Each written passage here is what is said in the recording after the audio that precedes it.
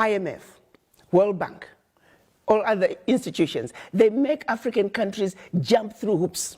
Loans will never be able to pay. The US, when they borrow money, they're getting it in 1.5, 1.9 interest rate. Africans, when they get the same amount of money, they're paying 9, 10%. The people who don't need a break, they get a break. The ones who need a break, they don't get a break. The sheer survival of the World Bank, IMF, is based on the fact that African countries and many other developing countries do not succeed. Their success is based on our failure. That has to change. And guess who can make that change? We, the children of Africa, we, the Africans, are the ones who have to say, we know your game now. Enough is enough. We're not playing it anymore. And this is where the diaspora come in. There are more Ghanaian doctors in New York City than in the entire country of Ghana. There are more Nigerian doctors in LA than in the entire country of Nigeria. So let's be serious here. What Africa needs is capacity, capacity, capacity. And that capacity is in the diaspora. So it behooves us to bring the diaspora together.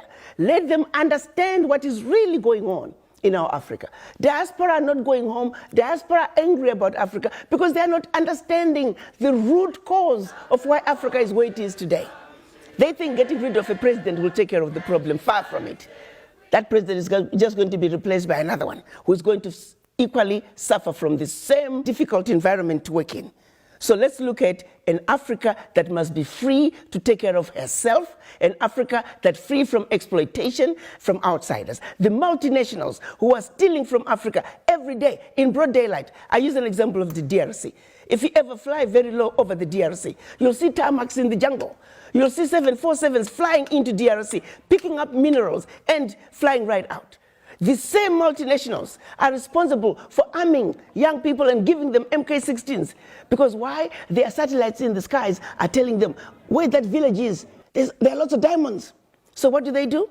Arm young people, drag them up, and send them to go chop off a few heads. The rest of the village runs away, so they come behind and do their illegal mining. We black people must understand what is really going on. Because what we are shown instead is, oh, look at those Africans killing each other. There are some serious games that have been played in Africa for far too long. And once we understand that, we can strategize as to how we can begin to bring the difference and bring the change that Africa needs. And that change can only come if the African diaspora are united. And the Wakanda villages, as I call them, it is our organized way of saying, starting with one African diaspora center of excellence, it will be a new city, a developmental hub that we can then take from there. Every sector is developed. Take healthcare. How many doctors do we need in this region to take care of this many people? We pick up education, same thing. We pick up engineering. We pick up electricity. How many megawatts of power do we have in the region? How many do we need? Be it solar, be it wind, be it hydro, be it geothermal, be it nuclear.